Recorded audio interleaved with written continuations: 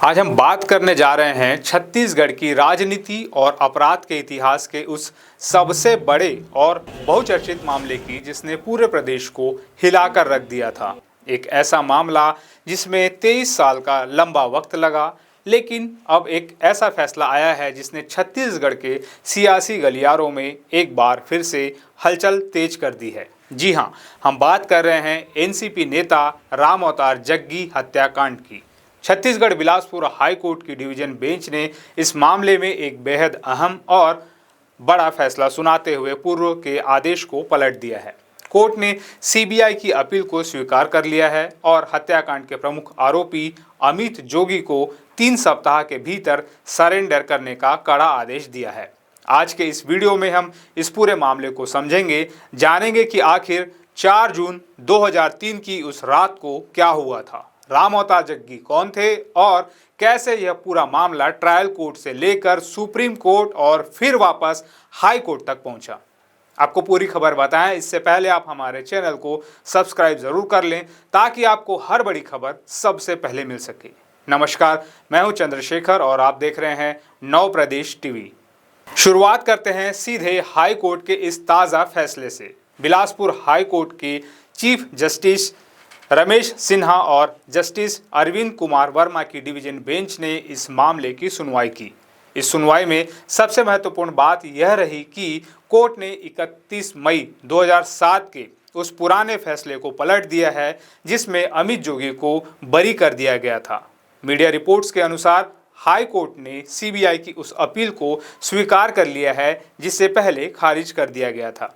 इस फैसले के तुरंत बाद डिवीजन बेंच ने रायपुर के पुलिस अधीक्षक के माध्यम से अमित जोगी को नोटिस तामील कराने का निर्देश दिया है। कोर्ट ने स्पष्ट रूप से कहा है कि अमित जोगी और याचिकाकर्ता सतीश जग्गी अपने अधिवक्ता के साथ कोर्ट में उपस्थित हों। रायपुर एसपी को नोटिस तामील करने के साथ ही शपथ पत्र पेश करने का भी निर्देश दिया गया है। इस पूरे मामले की गंभीरता को समझने के लिए हमें 23 साल पीछे जाना होगा। आखिर राम अवतार जग्गी कौन थे और उनकी हत्या क्यों एक राजनीतिक भूचाल बन गई थी। राम अवतार जग्गी एक कारोबारी बैकग्राउंड वाले व्यक्ति थे, लेकिन उनकी सबसे बड़ी पहचान थी देश के बड़े नेताओं में शुमार और पूर्व केंद्रीय मंत्री स्वर्गीय विद्याचरण शुक्ल के साथ उनकी गहरी नज़दीकी। जब विद्याचरण शुक्ल ने कांग्रेस पार्टी छोड़कर नेशनलिस्ट कांग्रेस पार्टी यानी एनसीपी का दामन थामा तो राम अवतार जग्गी भी उनके साथ साथ एनसीपी में आ गए। विद्याचरण शुक्ल ने जग्गी पर गहरा भरोसा जताते हुए उन्हें छत्तीसगढ़ में एनसीपी का कोषाध्यक्ष बना दिया था। अपनी बच्चे की सुरक्षित भविष्य के लिए ये मंत्र याद रखें। 5 साल 7 बार। जन्म से लेकर 5 साल तक सुनिश्चित करें कि आपके बच्चे का एक भी टीका छूटने न पाए। पूर्ण टीकाकरण, संपूर्ण सुरक्षा। राष्ट्रीय स्वास्थ्य मिशन, झारखंड सरकार।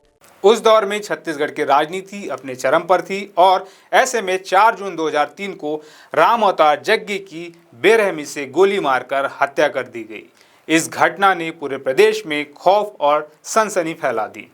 हत्या के बाद पुलिस ने सघन जांच शुरू की और इस मामले में कुल 31 लोगों को आरोपी बनाया गया। कानूनी प्रक्रिया आगे बढ़ी। इस दौरान बल्टू पाठक और सुरेंद्र सिंह नाम के 2 आरोपी सरकारी गवाह बन गए, जिससे अभियोजन पक्ष को बड़ी मजबूती मिली। लंबी सुनवाई के बाद निचली अदालत ने 28 लोगों को इस हत्याकांड में दोषी करार दिया। इन दोषियों में अभय गोयल, याया ढेबर, वीके पांडे, फिरोज सिद्दीकी, राकेश चंद्र त्रिवेदी, अवनीश सिंह लल्लन, सूर्यकांत तिवारी, अमरीक सिंह गिल, चिमन सिंह, सुनील गुप्ता, राजू भदौरिया, अनिल पचौरी, रविंद्र सिंह, रवि सिंह, लल्ला भदौरिया, धर्मेंद्र, सत्येंद्र सिंह, शिवेंद्र सिंह परिहार, विनोद सिंह ठाकुर, संजय सिंह कुशवाहा, राकेश कुमार शर्मा, विक्रम शर्मा, जसवंत और विश्वनाथ राजभर के नाम शामिल हैं। लेकिन 31 मई 2007 को रायपुर की अदालत ने सबूतों के अभाव का हवाला देते हुए मुख्य आरोपी अमित जोगी को बरी कर दिया।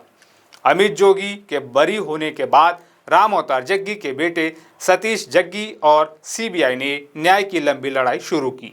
राज्य शासन ने 31 मई 2007 को आवेदन पेश कर निचली अदालत द्वारा पारित इस फैसले के खिलाफ अपील करने की अनुमति मांगी थी, लेकिन कानूनी दांवपेच और देरी के चलते बिलासपुर हाई कोर्ट की समन्वय पीठ ने 18 अगस्त 2011 और 12 सितंबर 2011 को देरी के आधार पर इस आवेदन और सीबीआई की याचिका को खारिज कर दिया था।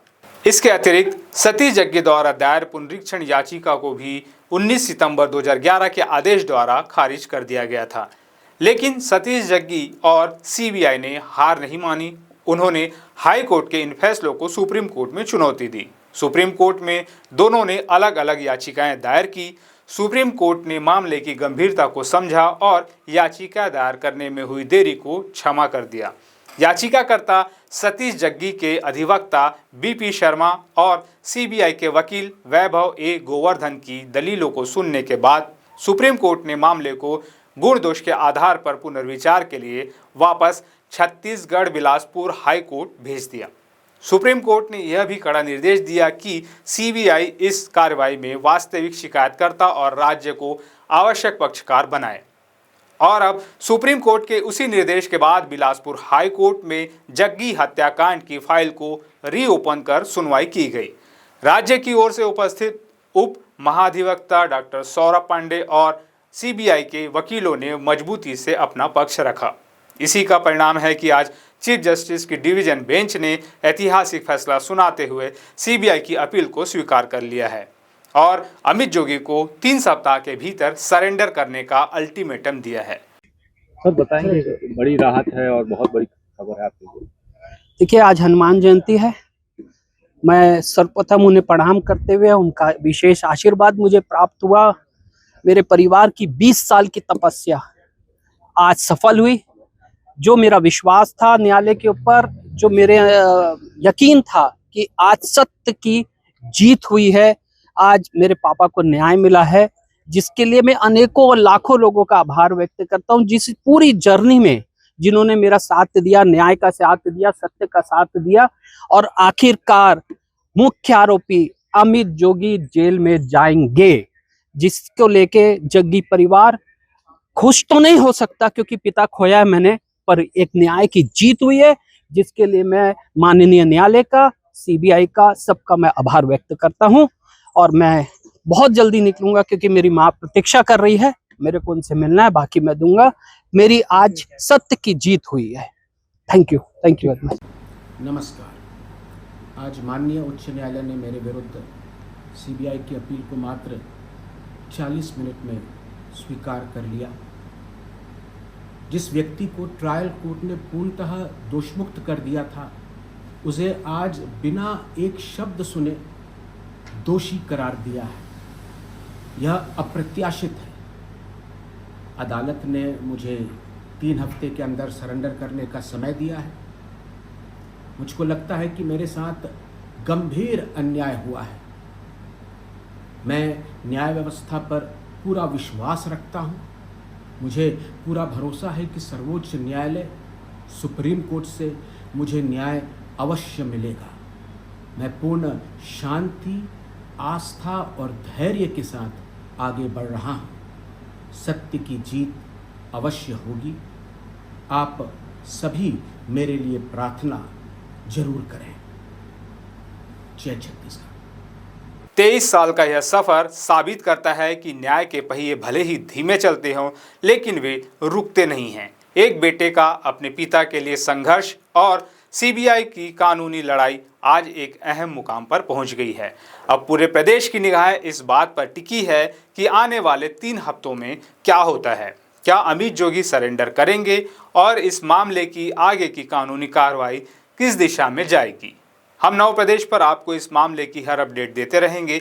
अगर आपको हमारी यह रिपोर्ट पसंद आई हो तो वीडियो को लाइक करें, शेयर करें और छत्तीसगढ़ की हर बड़ी खबर के लिए हमारे चैनल को अभी सब्सक्राइब करें।